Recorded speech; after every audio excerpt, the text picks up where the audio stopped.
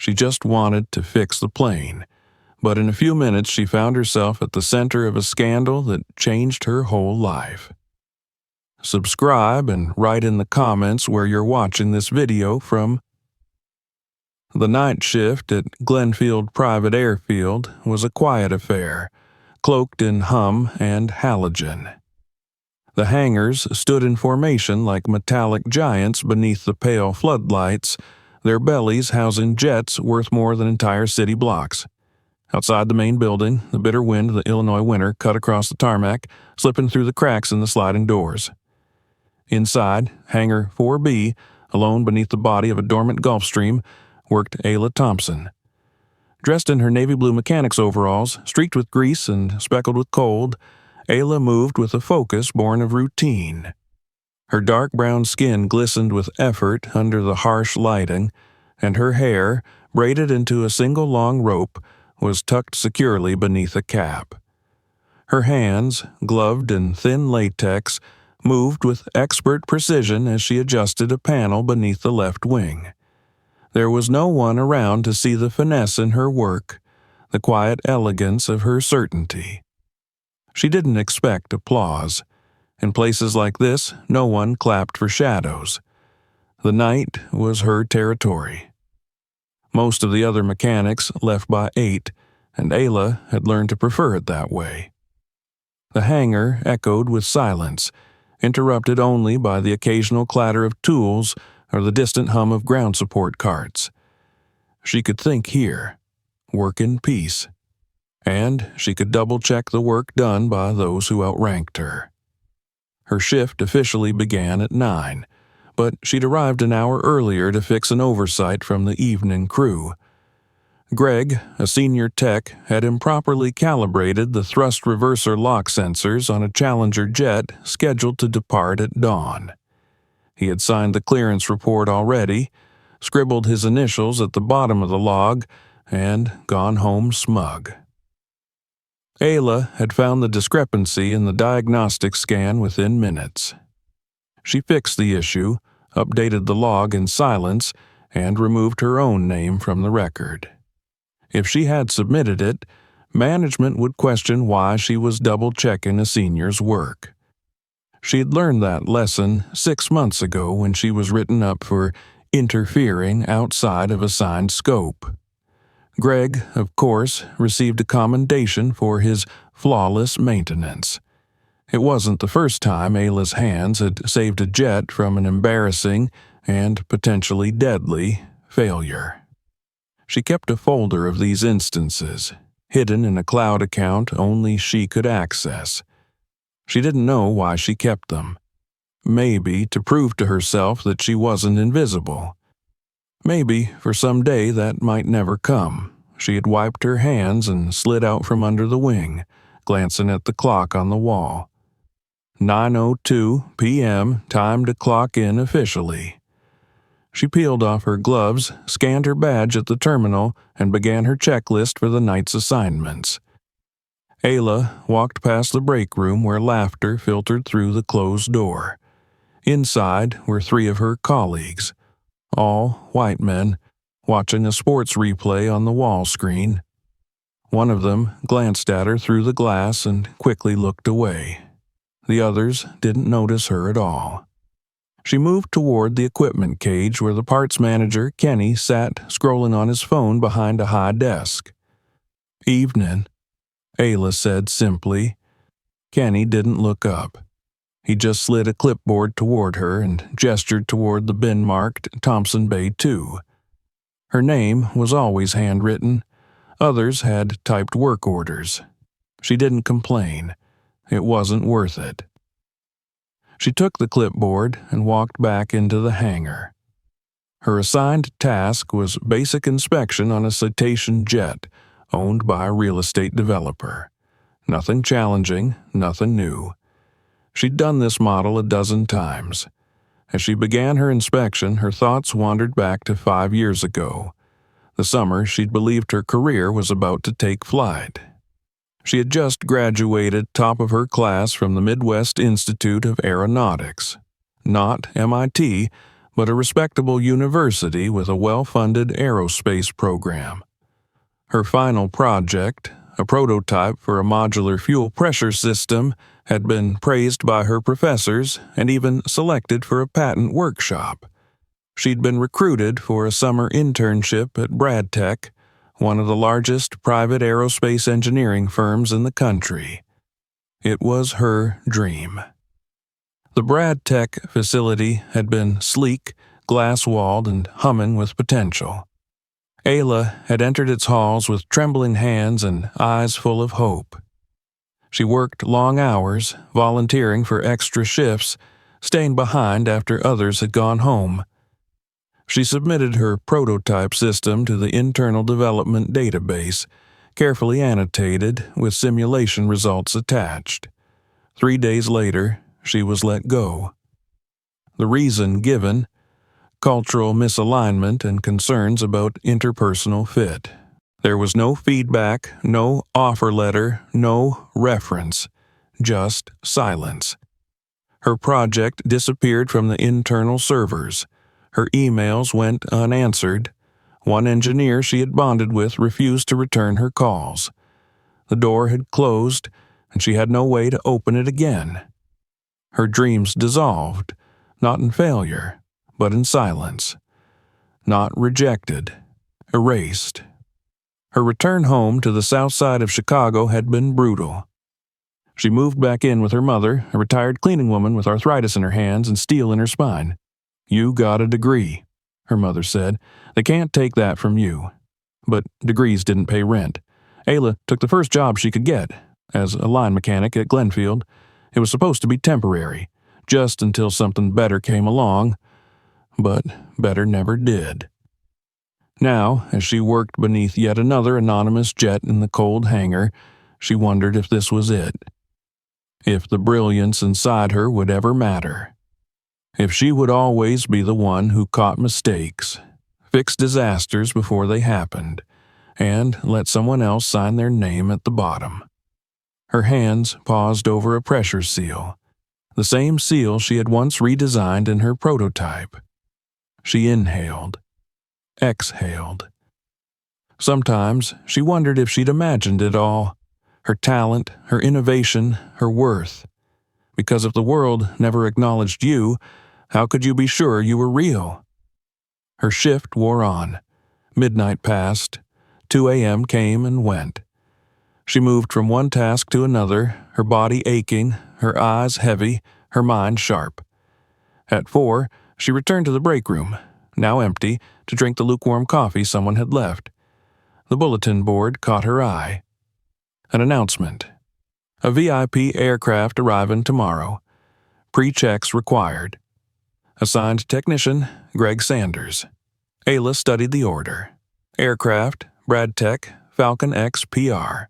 Owner, William Brad, founder and CEO of Brad Media Group. Her breath caught. Brad. She hadn't thought of him in years, but the name was impossible to forget. The memo noted an inspection window from 10 p.m. to 6 a.m. That meant Greg would assign the check to someone else. Probably her. She folded the paper and returned to her tools. Outside, the wind howled against the hangar doors. Inside, Ayla kept moving. Quiet, efficient, unseen. A shadow among shadows. But something was coming. She felt it in her chest, like the rumble before a storm. She didn't know it yet, but tomorrow everything would change. Tomorrow the sky would finally see her. The next night the wind had dropped, but a heavy fog clung to the airfield like a veil of secrets waiting to be lifted. The tarmac lights pierced through it weakly, creating long shadows that danced across the hangars. Inside, Hangar 1A, a sleek, charcoal-gray Falcon X PR jet had arrived just before midnight, its engine still humming faintly from the flight. The aircraft gleamed under the hangar lights, pristine and intimidating, a mechanical predator at rest. The Brad insignia, a stylized gold falcon with outstretched wings, was emblazoned just beneath the cockpit windows. Ayla stood at a distance, clipboard in hand, watching as the ground crew completed the basic intake procedures. The aircraft had been scheduled for a full overnight systems check per FAA protocol. Greg Sanders, who was supposed to handle the inspection, had dropped by briefly around 10, grumbled about a headache, then tossed the assignment in Ayla's direction with his usual dismissiveness. "Handle it. You love that detail stuff," he'd muttered, already halfway out the door. She hadn't argued. There was no point. Now she waited for the crew to clear the space before approaching. Her name wasn't on the paperwork, but that didn't matter. Everyone knew who would do the real work. She approached the aircraft slowly, letting her fingertips brush the cool metal near the access panel as she passed. The Falcon X was a marvel of design. High-speed avionics, next-generation fuel regulation, and one of the most advanced atmospheric control systems ever developed. A perfect machine, and a dangerous one if anything inside it was broken. She set up her portable diagnostic scanner, connected it to the aircraft's central maintenance interface, and waited. The first results came in clean. Cabin pressure nominal, hydraulics balanced, external hull intact. It all looked routine, but Ayla knew better. Falcons rarely flew without issues, especially this model. They were too cutting-edge for their own good, and the proprietary systems inside had a reputation for erratic behavior in low-temperature conditions, precisely what this region had seen all week. The scanner flagged a minor irregularity in the communication node, echoing the report submitted by the pilot earlier. That was the official reason for the check: intermittent signal loss at altitude. Harmless enough on paper, the kind of thing someone like Greg would clear in 10 minutes and mark as resolved. But Ayla knew better than to trust the surface. She decided to run a deeper diagnostic. As the interface opened access to the subsystem logs, she noticed something unusual. The node had been reset 3 times mid-flight, an automatic response to conflicting pressure readings. That was odd. Communication nodes didn't directly correlate to pressure systems unless something was seriously misaligned. Ayla frowned and accessed the flight logs. The pressure regulation unit had spiked twice during descent, briefly activating a failsafe bypass that rerouted flow to auxiliary lines. None of this had been reported by the crew. No alarms had been triggered, but the data was there, buried beneath layers of subroutines, quiet malfunctions hiding in silence. Her stomach tightened. She recognized the pattern. It was subtle, but unmistakable. The system wasn't just glitching, it was compensating for a deeper flaw. Something was wrong with the core fuel-to-pressure conversion sequence, and the architecture looked hauntingly familiar. She pulled up the system map. The framework of the EJVR-7 pressure regulation module was a modified version of a prototype she had built 5 years earlier. The layout of the valves, the pressure loop redundancy, even the way the override timer reset, it was all there, almost like a mirror image. Only a few parameters had been changed, and the naming conventions, they were identical to the ones she had used in her original design. Ax loop, valve_pulse, STG_PARCQ, names no one else would think to use. She had created those abbreviations as a young intern, dreaming of making something that could change the future of flight. Her hands froze on the console. It couldn't be. She checked the metadata. The firmware running this subsystem had a compile date of July 18th, 5 years ago, the same week she had uploaded her design to the Brad Tech internal sandbox during her internship. No reference to her name, no author signature. But she knew what she was looking at. Her code was flying this jet. She stepped back, heart pounding. If this aircraft had lifted off with the system in its current state, the cascading failures could have destabilized the entire fuel regulation process. At cruising altitude, 40,000 feet or more, that kind of pressure imbalance could cause decompression. If the override bypass failed, the results could be catastrophic. The Falcon X's failover system would kick in, yes, but at that height, and at the jet's speed, the window for survival would be razor thin. Ayla took a shaky breath and turned back to the access panel. She needed to confirm it, needed to know that she wasn't overreacting, that this wasn't paranoia or pride. She'd pulled out her diagnostic tablet and began dissecting the pressure loop command strings line by line. Yes, there it was. The original override protocol she had written in grad school, designed to trigger a controlled system flush and reset in case of feedback loop corruption. But someone had modified the threshold value, lowering it dangerously. Instead of activating the flush at 12% signal degradation, the system now waited until 40%. Too late. By then, the margin for error would be gone. She ran a simulation. It confirmed her fear. Under the exact same flight path and external temperatures, the system would have failed within 16 minutes of sustained cruising. That jet had come within minutes of becoming a high-speed coffin. She sat back against the landing gear, breath catching in her throat. She had no authority to shut down the jet. She had no standing to speak to the owner or the engineers. Officially, she was just the technician filling in for someone else. And yet, if she said nothing, that aircraft could fly again. With people inside, with lives on the line. She remembered reading that William Brad would be aboard tomorrow with his daughter, pregnant, according to the dispatch log, and a private doctor. No co-pilot, no extra safety redundancy. Her mind whirled with questions. Why had her code been stolen? How had it ended up implemented without her name? Why had it failed here now? Was this intentional sabotage, or just negligence buried beneath layers of theft and misrepresentation? She closed her tablet and stood.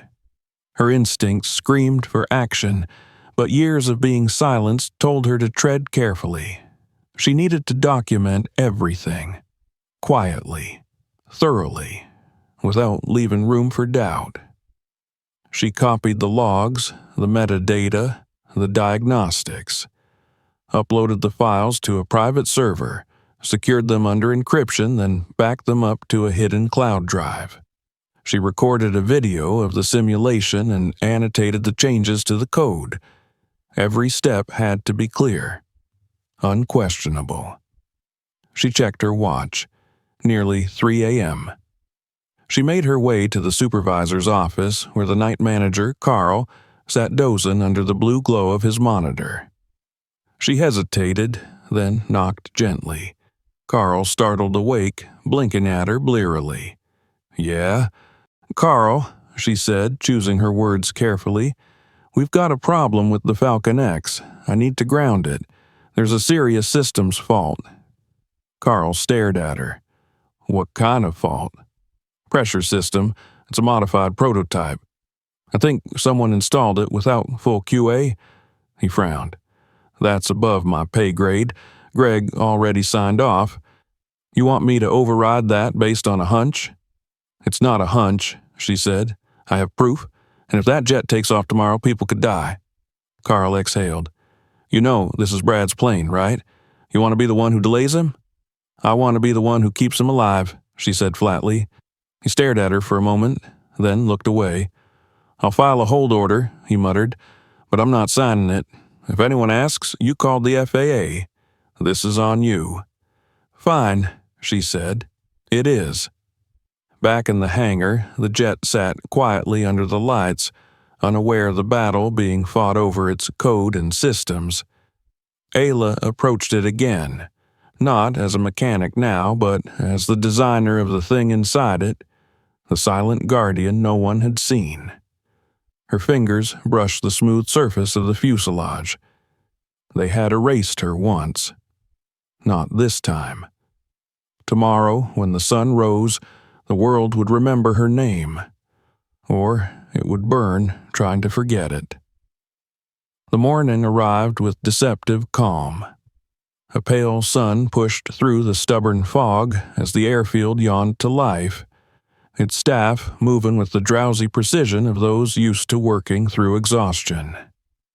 Planes rumbled awake one by one, ground crews zipped across the tarmac in humming carts, and the distant whine of turbines signaled another day of high-flying, high-paying clients moving through Glenfield's exclusive gates. Inside Hangar 1A, the Falcon X PR still sat immobile, its glossy hull untouched since the night before. Ayla had remained on site, too wired to leave, too cautious to trust that her warnings would hold weight through the bureaucratic inertia of her superiors. She hadn't gone home. Instead, she had sat in the corner of the hangar, eyes half-lidded but alert, monitoring her tablet for any sign that someone might override the grounding notice or attempt to erase the logs she had so painstakingly preserved. At 6:15 a.m., she spotted movement. 2 uniformed men from the private security team escorting a man in a sharp navy coat with a sleek leather briefcase. He moved with the casual arrogance of someone who never had to explain himself. Behind him, 3 more assistants wheeled luggage toward the aircraft. A sleek black SUV pulled into the hangar seconds later. The man who stepped out of it was immediately recognizable from magazine covers, televised interviews, and social media feeds. William Brad, founder of Brad Media Group, billionaire entrepreneur, and public darling of the corporate elite. His silver hair was slicked back with precision. His tailored coat fluttered slightly as he walked, and his eyes scanned the hangar with the calculating sharpness of someone who saw the world as a series of assets and liabilities. Beside him, stepping carefully out of the SUV, was his daughter Eleanor, tall, elegant, visibly pregnant, accompanied by a middle-aged man in a doctor's coat and a Bluetooth headset.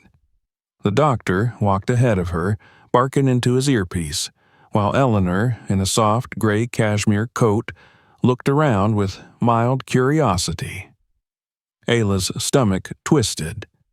She checked her tablet again. The lockout she initiated was still in place, but only barely. One override from a senior executive or an authorized maintenance director, and the jet would be cleared for takeoff.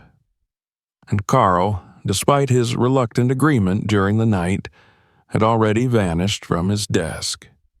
She didn't expect help. Her pulse raced as the Brad party approached the aircraft. She moved quickly.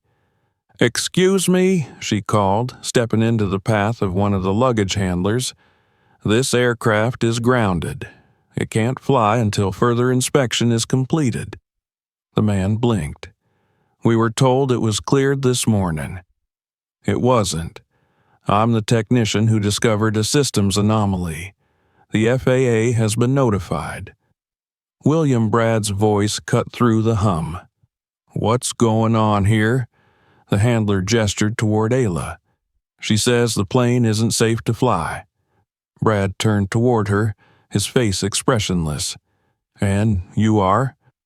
"Ayla Thompson, senior technician. I flagged a critical fault in the pressure regulation system. It's a modified prototype that hasn't passed final certification. If this aircraft flies today, there's a significant risk of mid-air failure." Brad stared at her for a moment, eyes narrowing slightly. Then he glanced at the man in the lab coat who had stepped forward. "This true?" Brad asked. The doctor frowned. "I'm not qualified to evaluate avionics." Ayla stepped forward, drawing attention. "Sir, I have the simulation data here." She held out her tablet, hands steady despite her pounding heart. "You'll see that at 35,000 feet, the probability of a cascading failure is over 70% if the system behaves the same way it did on its last descent." Brad didn't take the tablet. Instead, he looked her over, his eyes scanning her face, her clothes, her posture, like she was a curiosity to be cataloged. "You're saying my company's own engineers installed a faulty prototype on my jet?" he asked quietly. "Yes," Ayla said, "a prototype that was never cleared, using code written by someone who never gave permission." "And who would that be?" She paused. "Me?" He laughed, not cruelly, but with amused disbelief. "You're telling me you wrote the code that runs the Falcon X's pressure regulation system?" "Yes." He turned to his assistant. "Get Greg Sanders down here, now." Within minutes, Greg appeared at the edge of the hangar, sleep-deprived and grumpy. He looked around, clearly confused by the audience. His gaze landed on Ayla with a frown. "What is she doing here?" he asked. Brad's voice was cold. "She says your inspection missed a critical systems fault, one that could have killed me and my daughter." Greg scoffed. "I ran the standard diagnostics. Everything was clean." "She says it wasn't." Greg folded his arms. "With respect, sir, Ayla's not an engineer. She's a mechanic. She has a habit of overstepping." Ayla didn't flinch. "I have a degree in aerospace engineering, and I submitted this system's original prototype to Brad Tech 5 years ago as part of an internship.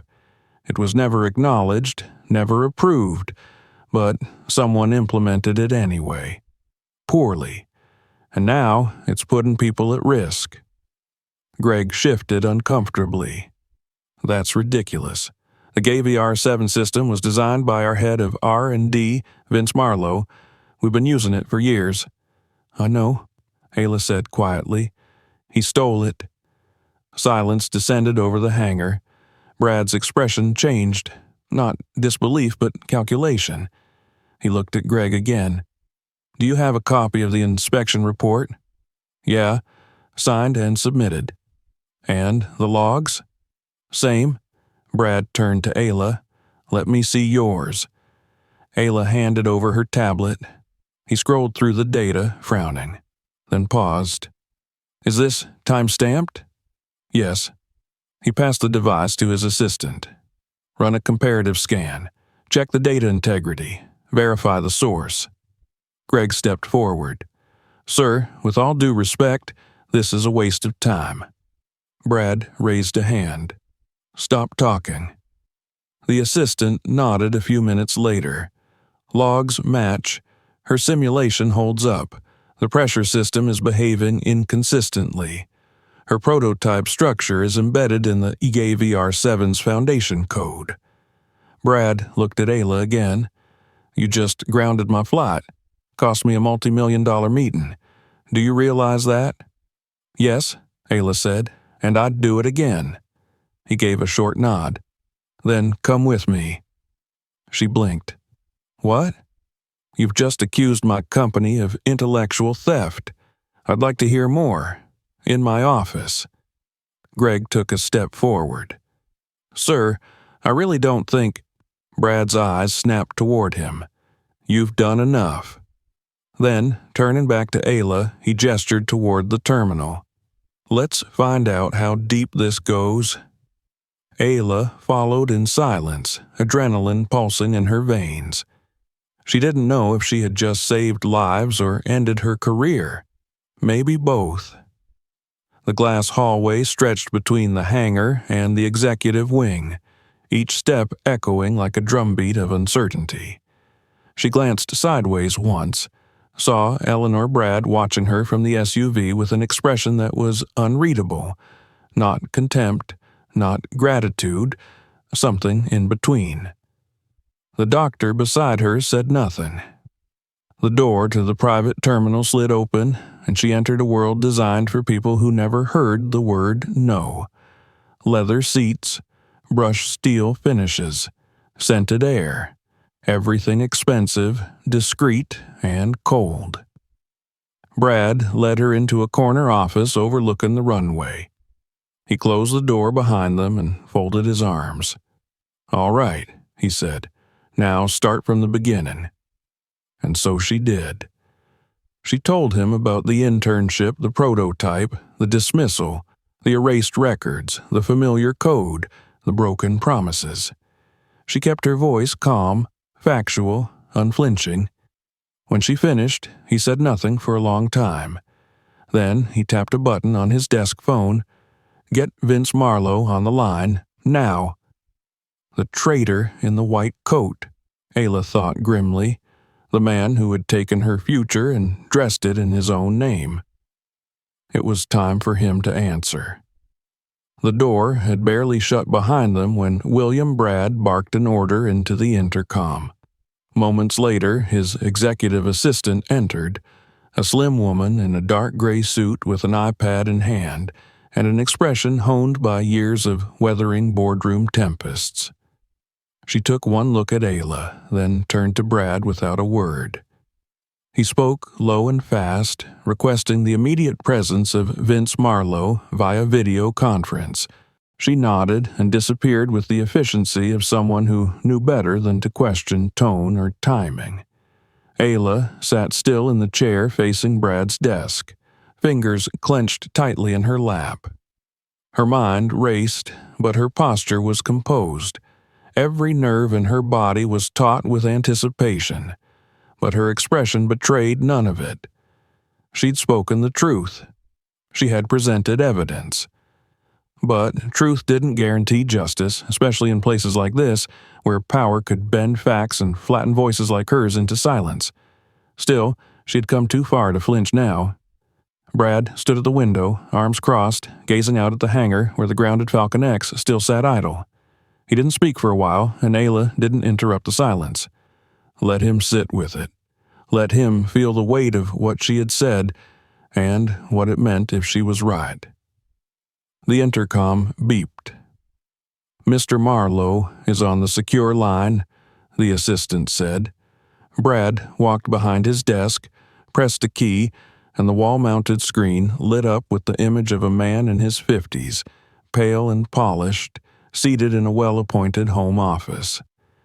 Vince Marlowe looked relaxed, though slightly annoyed at the early hour. He wore a crisp white shirt and wire-rimmed glasses, and his smile was immediate but tight when he saw Brad. "William, this better be urgent." "It is," Brad said evenly. "I need you to walk me through the development history of the GAVR-7 system, from scratch." Marlowe blinked. "Why now?" "Because I just learned the jet I was about to board was running a prototype derivative of it, and the engineer sitting in front of me claims the core of that system is her intellectual property." Vince's eyes narrowed, then shifted to the bottom corner of the screen as if registering Ayla's face. His expression didn't change, but a slight flicker, a microsecond pause, betrayed him. "I don't know what this is about," he said, voice measured, "but the GAVR-7 is our internal design. I oversaw its development 5 years ago, fully vetted, fully tested." "Then why," Brad asked, "does this technician have the original design files, with timestamps, with her unique code identifiers, and with functional architecture that matches our deployed module line by line?" "Coincidence," Vince said quickly. "Similar solutions emerge in the same field. If she interned with us, perhaps she worked on early drafts, but the system was built by my team. She says she uploaded the complete prototype to the company's sandbox, that it was flagged and erased days before she was dismissed." Marlowe's face hardened. With respect, she was let go due to team compatibility issues. She wasn't qualified to lead a project. Yet, she identified a critical failure in your system, one that could have killed me and my daughter this morning. "I find that highly unlikely." Ayla spoke for the first time. I have the logs, I have the backup files, I have the simulation data, and I have the original code, dated and digitally signed. I wrote that system. You copied it, stripped my name, and you've been profiting off it ever since. Marlowe leaned forward, his expression shifting from annoyance to something darker. This is absurd. She's a mechanic. You can't seriously believe... She's an aerospace engineer, Brad snapped, with documentation more detailed than what your team provided. Don't insult me, Vince. There was silence on the line. Then Vince straightened his shoulders as if stepping into a fight he had hoped to avoid. All right. Let's say, hypothetically, that some of her framework was included in the final system. It was never formally submitted. It was part of internal development.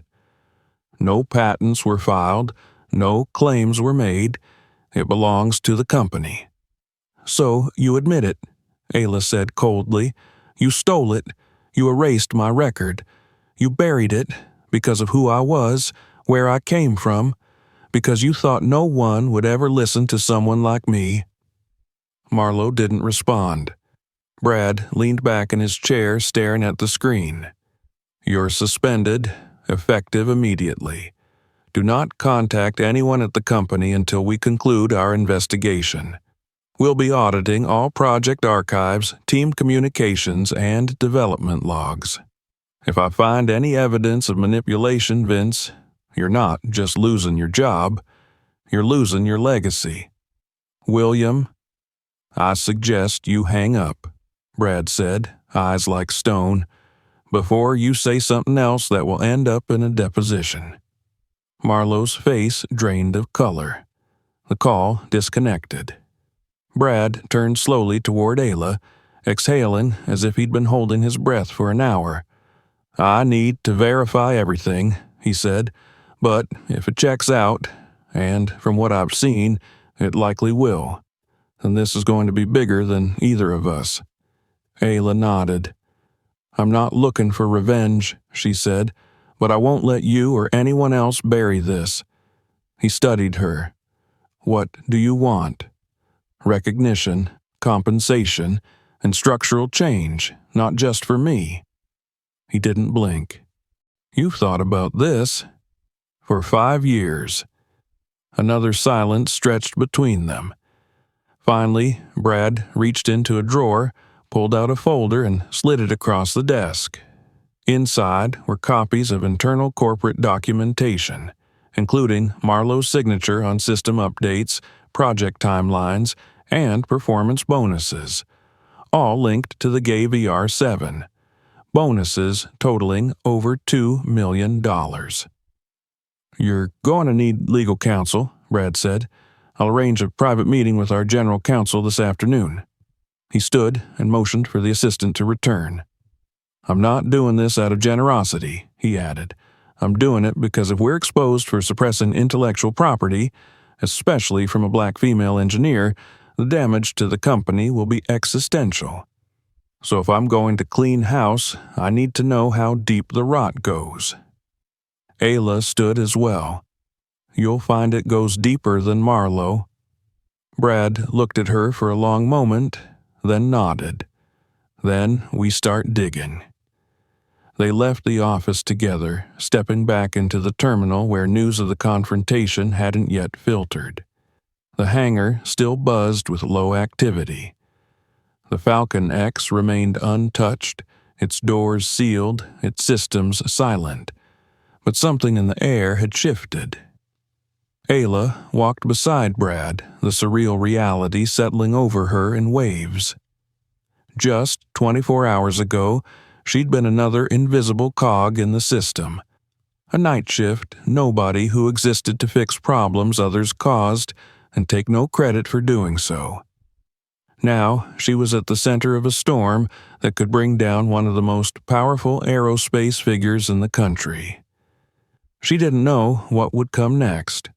Lawsuits, corporate retaliation, personal attacks, She'd seen what companies did to whistleblowers, especially when they weren't rich, white, or male. But she didn't feel fear. Not anymore. She felt ready. Outside, the sun was climbing higher, dissolving the fog that had blanketed the runway at dawn. Planes were taking off now, ascending one by one into the blue expanse. Ayla looked up at them, and for the first time in years, she didn't feel stuck on the ground. She felt like she belonged in the sky. Ayla stood in the heart of Brad's executive tower later that same day, in a glass-walled conference room high above the city, watching the skyline blur behind tinted windows. From this altitude, everything on the ground looked smaller. Airfields, runways, streets, and people. She wondered, not for the first time, how many decisions had been made from rooms like this that never considered the lives of the people beneath them. She felt the weight of this view pressing into her thoughts, reminding her of all the times someone had looked down and failed to see her. She was not alone in the room. Seated across the table was Brad Tech's new interim legal counsel, Maya Sanders, a corporate attorney with a reputation for biting precision and an intolerance for half-truths. Middle-aged, with short, silver-streaked hair and the posture of a woman who had spent her life walking into rooms where she was expected to justify her presence, Maya reviewed Ayla's files without speaking. Her fingers moved over the touchpad of her laptop as she opened time-stamped code blocks, side-by-side comparisons, metadata extracts, and internal memos Ayla had assembled over the past few days. On the wall screen behind her, the original GAY-VR 7 framework flickered in soft blue light, annotated with lines of red text highlighting inconsistencies and overwritten author fields. Ayla watched the lawyer's brow furrow in concentration. The silence was not uncomfortable, but thick with purpose. Maya's mind, Ayla could tell, was already assembling a case from this digital forest. When the attorney finally spoke, her voice was low and deliberate. "This isn't a coincidence," she said, tapping the screen. "This isn't a parallel development or a shared foundation. This is direct appropriation." Ayla nodded. She had known it in her gut the moment she saw the code, but hearing it spoken by someone with power added a new dimension to the truth. It made it real, and with that reality came consequences she hadn't yet allowed herself to imagine. Maya turned to her. "What I'm about to ask is going to seem personal, but it's necessary. I need to know if you have any evidence beyond this code, emails, internal documents, any communication from the internship period that would corroborate your claim." Ayla hesitated for only a second before sliding a USB drive across the table. She had been waiting for this moment. The drive contained backups of her old email account, screenshots from her intern dashboard, archived messages with project leads, and a critical zip file that had once lived on Brad Tech's internal server, a submission package she had uploaded herself 3 days before her abrupt dismissal.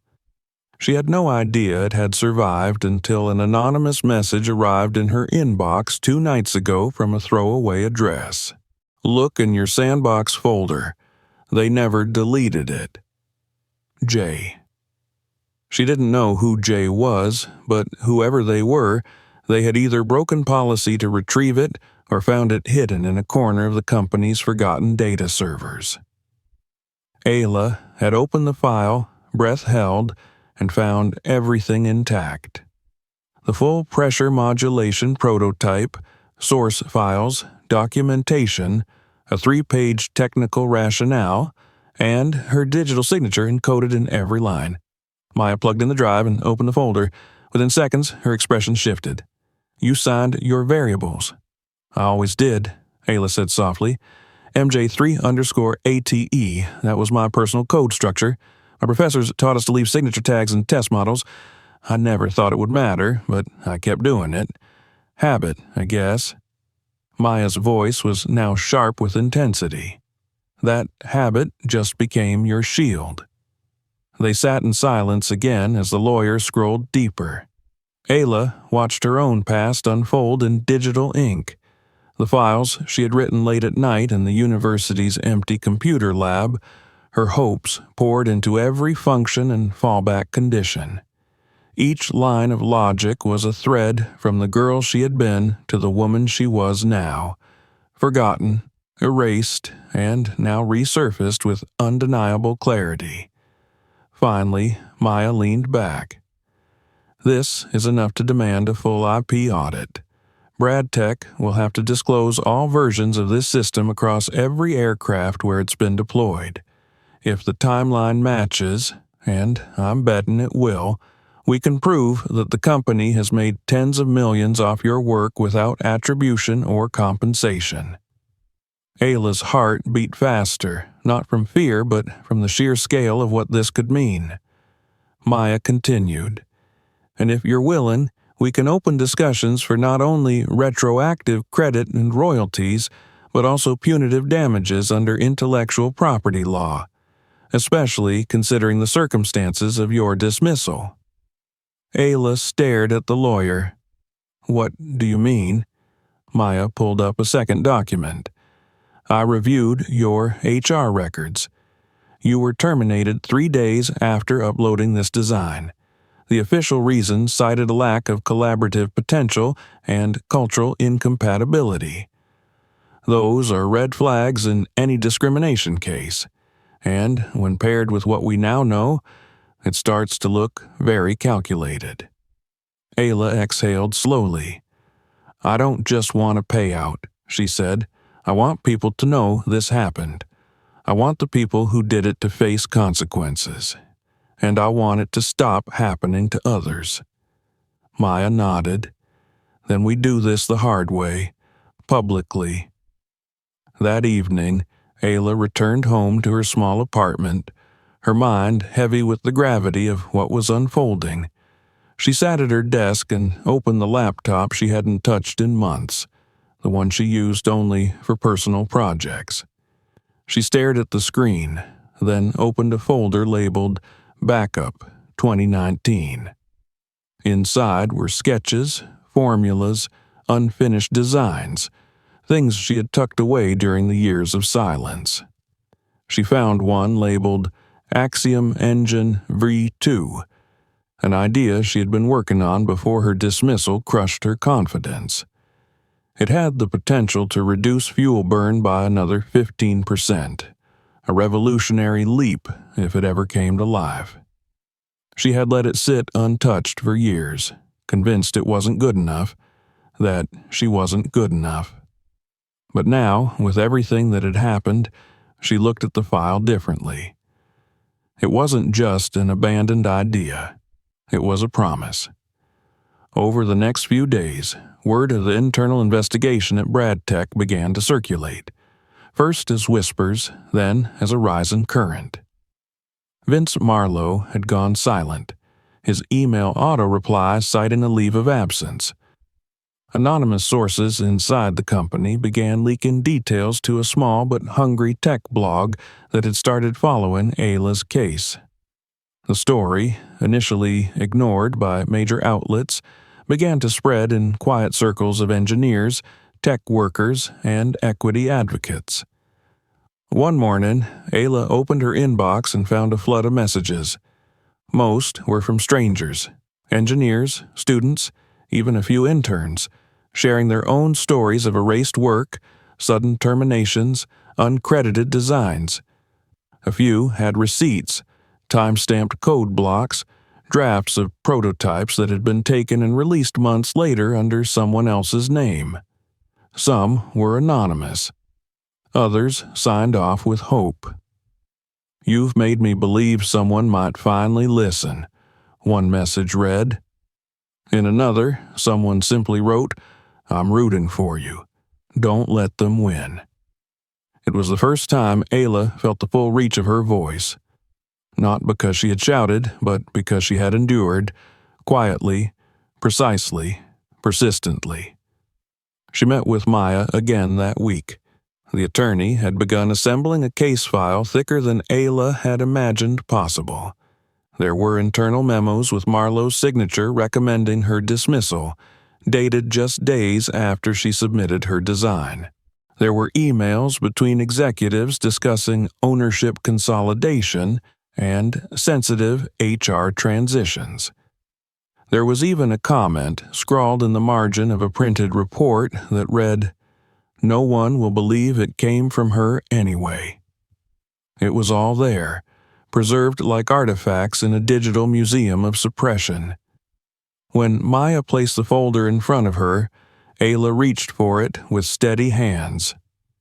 "You've already won in the court of facts," Maya said. "Now we bring it to the court of consequences." As Ayla left the office that evening, her thoughts returned to the jet in the hangar, the system she had saved, and the life she had nearly lost before it ever took flight. She thought of the girl she had been, sitting in the university lab, dreaming of aircraft that could do more than just fly. They could lift people like her into places they had never been allowed to reach. Now, for the first time, she believed those dreams had never really died. They had simply been waiting. And now, they were ready to rise. The walls of Brad Tech's executive floor had grown quieter in the weeks following the internal review's initiation. What once buzzed with clipped conversations, polished laughter, and the click and heels of executives had turned into a realm of whispers and sidelong glances. The tension was no longer below the surface. It hung in the air like static before a storm. Offices that had once been lively with business talk were now cloaked in unease. Emails were reread before being sent, conversations were held in doorways instead of conference rooms, and the coffee machines stood mostly idle. The usual rhythm of hierarchy had stuttered, offbeat, and uncertain. Ayla's presence within the building had shifted from invisible to unavoidable. When she walked through the corridors now, eyes followed her, not always in admiration, not always with welcome, but always with awareness. She wasn't just a technician anymore. She was the woman who had spoken truth into a room designed to mute voices like hers. Her name had surfaced in too many internal memos to ignore. Her story was being watched, dissected, and slowly, inevitably, respected. Brad had held to his word. The investigation, now overseen by a third-party audit firm, had already uncovered 6 additional systems where her original code architecture had been used, sometimes with minor tweaks, other times verbatim. Each discovery built a stronger case. Vince Marlowe had not acted alone. Other engineers had benefited. A pattern emerged: bright minds, mostly women, disproportionately black and brown, whose names had been erased or omitted just before their contributions were finalized. In many cases, termination followed within days or weeks of key submissions. Maya Sanders had compiled a 40-page report outlining a decade of systemic appropriation and suppression. She presented it to Brad and a small legal team during a closed-door session at headquarters. The fallout was swift. Several managers were suspended pending review. HR personnel implicated in record tampering were asked to resign. But the real confrontation still loomed ahead. It was the shareholders' meeting, scheduled for 2 weeks from that day. A gathering of the board, major investors, and public stakeholders who would expect not only answers, but vision. Brad understood the stakes. The company could no longer quietly settle the matter without reputational harm. The damage was already out in the open, and it had grown legs. Ayla sat in Brad's private conference room reviewing a printout of the proposed resolution terms for the board presentation. The document was thick and bound, filled with legal language and corporate strategy, outlines for compensatory royalty agreements, back pay initiatives, public statements of responsibility, and structural changes to company oversight. At the top was a proposed title, Equity Through Integrity. She turned to the last page. There, under Special Actions, was a proposed appointment. Director of Innovation and Inclusive Engineering, Ayla Thompson. Her breath caught. Brad stood by the window, hands in his pockets, watching a jet lift off in the distance. He hadn't said much during the meeting. He rarely did these days, speaking only when he had something sharp to carve into a conversation. "You don't have to accept it," he said without turning around. "It's yours if you want it. But it won't be easy. The board will resist it. Not openly, they're not that stupid, but in the ways they know best. Quiet exclusion, selective undermining, 1,000 paper cuts." Ayla flipped the page back, rereading the position summary. It was everything she'd once dreamed of and everything she no longer believed she needed.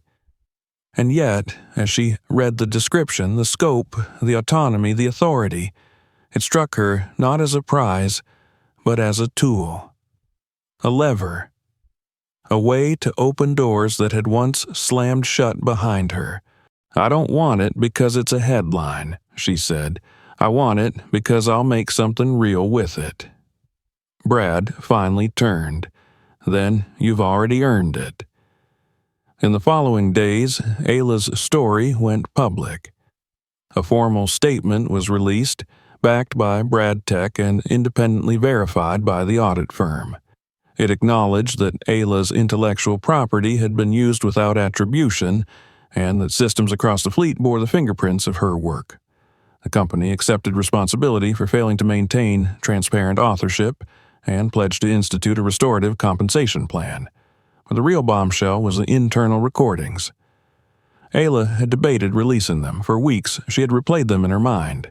Grainy audio from 5 years ago, captured on an old personal recorder she had left running in her work locker during her last weeks as an intern. She'd originally turned it on as a learning tool, an aid to remember technical instructions and late-night design ideas. But what it had captured instead was damning. A meeting in a side office. Vince Marlowe and 2 other engineers speaking candidly, not knowing the device was live. "We'll just scrub her name," Marlowe had said. "Tell them she never submitted anything final." "Can we do that?" "She's not staying, so yes, she'll disappear and the project moves forward. Who's going to believe it came from her anyway? Smart girl, but wrong mold, not a culture fit." The phrase echoed through speakers during the shareholder presentation. Played publicly, paused afterward by silence so deep it felt like a void. Ayla sat in the front row, flanked by Maya on one side and an older woman with graying locks on the other. Professor Carter, her former advisor from university. Brad stood on stage, delivering the statement himself. He didn't ask for sympathy. He didn't offer excuses. He laid the facts bare and then proposed solutions. An innovation fund for underrepresented engineers, structural reforms in Brad Tech's hiring and R&D attribution practices, and, most shockingly, a merger proposal. Brad Tech would invest directly in a new venture to be co-led by Ayla, a spin-out company focused on ethical design architecture, community-driven development, and transparent recognition systems. It would start small, but it would grow. Ayla had insisted on naming it not after herself, but after the principle she believed had been denied her for so long. The company would be called Core Proof. She moved into her new office the following week. It wasn't in a tower. It was a restored warehouse in the south side of Chicago, her old neighborhood. The same streets where she'd grown up, where broken air conditioners outnumbered working ones and public schools had more metal detectors than microscopes.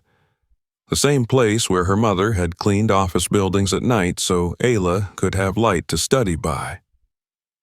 The renovation was still ongoing, but the labs were open.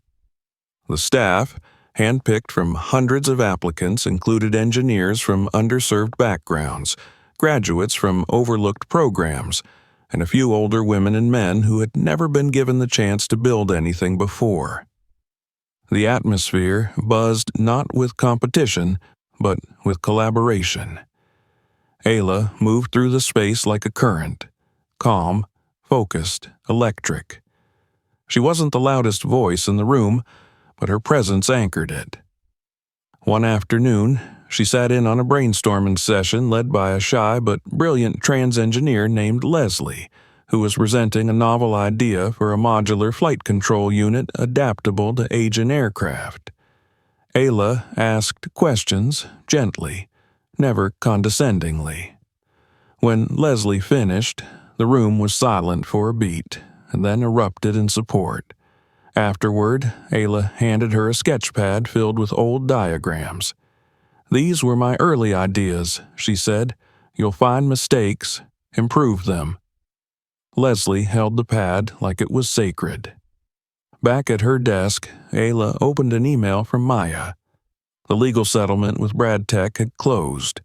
Retroactive royalties would be paid over a 10-year plan. An apology had been published in Aviation Today, and Vince Marlowe had resigned from all corporate boards, now facing disbarment from several professional societies. The final line of the email read, "You didn't just win. You rewrote the rules." Ayla looked up from the screen as the lab lights dimmed for the evening. Outside, the streetlights flickered on, casting a soft glow over the sidewalk where children played in the distance. She remembered walking those same streets years ago, wondering if anyone like her could ever matter in a world so large. Now, her voice echoed in rooms where hers had once been silenced, and she was building new doors for the voices still waiting behind them. The anniversary came on a cool morning in late spring. The sky over Chicago a vast dome of soft, silver clouds with streaks of pale sunlight spilling between them. It had been 1 year to the day since Ayla Thompson had stopped a private jet on the tarmac at Glenfield Airfield.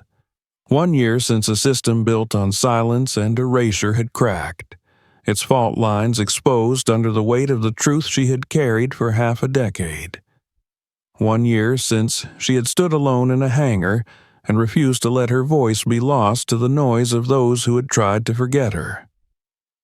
Now, she stood in the center of a wide room flooded with natural light, its tall windows opening to the same streets where she had once walked as a teenager, backpack slung over her shoulders, wondering if the world would ever notice someone like her. The room was part of the Core-Proof Innovation Center, a building that had once been an abandoned tool factory and was now a hub of ideas and possibilities. Around her, young engineers and community leaders gathered, waiting for the event to begin. It wasn't a gala. There was no orchestra or velvet rope. There were folding chairs and standing tables and mismatched mugs of coffee. And there was electricity, not the kind that came through wires, but the kind that surged through eyes when dreams started to feel real. The room filled with voices, soft laughter, rustling pages, and quiet nervous energy. On the far wall hung a banner made by local high school students. "Innovation belongs to everyone." Beneath it stood a sleek black pedestal, and atop it rested the prototype engine her team had spent the last 9 months building, a propulsion system so efficient it had already attracted interest from commercial aviation leaders. The casing was transparent, the core mechanisms exposed like veins in a crystal, and at its base a small plaque read simply, "Designed and developed by the Core-Proof team." Ayla stood beside the engine, dressed in her usual dark jeans and collared shirt, her badge clipped casually to her pocket. She had refused every offer to wear something formal, to stand apart from the people who had built this with her. She wasn't here as a symbol. She was here as a participant, a worker, a builder, the same as everyone else. At precisely 10 o'clock, the lights dimmed slightly, and a projector screen lit up behind the podium. Brad Tech's logo appeared briefly, now redesigned to include a line acknowledging its partnership with Core Proof. Then it faded, replaced by a live feed of the presentation. Journalists in the back adjusted their tripods. Teachers from local schools shuffled their students into rows. And in the front row, Ayla's mother sat upright, her hands folded in her lap, tears already beginning to brim though the event hadn't yet begun. Brad was there too, seated 3 seats over, his usual suit replaced by something less imposing. He had learned to blend in better, to observe with humility. His expression was calm, almost unreadable, but Ayla had come to recognize the subtle shifts in his posture. He wasn't comfortable in this space, not entirely, but he respected it. That was enough. Maya Sanders arrived moments before the opening remarks, nodding at Ayla before taking a quiet seat near the exit. She no longer needed to lead with authority. Her work had spoken loud enough for both of them. Ayla stepped onto the small platform, adjusted the microphone, and took a breath. Her voice, when it came, was steady but not rehearsed. She had refused to write a script. "A year ago," she began, "I was standing next to a jet that wasn't safe to fly. The people around me didn't know it, or didn't want to know it, but I did, and I spoke up." She paused, letting the words settle. "What most people don't know is that I wasn't just trying to protect a jet. I was trying to protect the work of a younger version of myself, a girl who stayed late in college labs, who fixed machines in her mother's kitchen, who believed that if she just worked hard enough, someone would notice." She glanced down at her mother, who now wiped her cheek silently. "But the truth is, working hard isn't enough. Not when the system you're in is built to forget you, not when your voice is the one least expected to speak." There was a stillness in the room now, no clicks of pens, no shuffling feet. "This engine," Ayla said, gesturing toward the prototype behind her, "wasn't built by one person. It was built by a team that includes people who were told they weren't smart enough, weren't serious enough, weren't the right fit. This engine was designed by people who had been rejected, underestimated, and overlooked. And because of that, it does something extraordinary. It breaks every model the experts predicted, and it does it by being different." Applause rose, not thunderous but deep and resonant. Ayla waited, then continued. "I didn't start Core Proof to get revenge. I started it because justice isn't just about one person winning. It's about making sure no one else loses the way I did. It's about changing the structure so talent doesn't need to scream to be heard. It's about making sure that the next 10-year-old girl who loves machines doesn't have to wonder if she belongs in the room." More applause, louder this time, but Ayla didn't smile. Not yet. "We talk a lot about dreams in rooms like this," she said, "but dreams don't grow in isolation. They grow in places that nurture them, schools that don't give up on their students, communities that share what little they have, mentors who see not just what someone is, but who they could become." She looked around the room, at the students, at the engineers, at the janitor who had come in on his day off just to see what was being launched. "Real justice," she said, "isn't when someone like me makes it to the top. It's when the top opens up so wide that no one has to climb so far just to be treated fairly. That's the future we're building here. and I'm honored to build it with all of you." She stepped back. The applause this time was standing. Her mother stood last, her small frame straight as a pillar, and nodded to her daughter, not like a fan to a speaker, but like a teacher to a student who had fulfilled a promise. After the event, Ayla moved through the room with quiet ease. She answered questions, listened to pitches, reviewed sketches from a group of teens who had designed a self-cooling battery cell in their school's after-hours program. She offered to have her team run simulations. She didn't promise miracles. She promised attention, respect. That afternoon, she returned to her office, a simple space overlooking the street where she had once sold candy for school fundraisers. Her desk was cluttered with schematics and soldered boards. On the wall hung only one framed object, a printout of her original pressure regulation code, dated and signed, now part of the public archive at the U.S. Patent Office. She sat at her desk, opened a new file, and began sketching the outline of a new concept, an adaptive avionics suite for autonomous aircraft in high-variability weather corridors. The problem had been on her mind for weeks. Her fingers moved with a familiar rhythm, not rushed, not tentative. The door to her office was open. It would stay that way. Outside, the world didn't change in a single day. But inside that building, among those voices and ideas, something had shifted permanently. And as Ayla watched her team gather around the lab bench to begin another late-night build, she knew that this, more than recognition, more than headlines, more than any revenge, was the true reward. Not that she had flown higher than they said she could, but that she had built a runway wide enough for others to take off beside her. If this story moved you, don't forget to subscribe for more. Check out the next video and explore others on the channel. And if you think someone else should hear this, share it.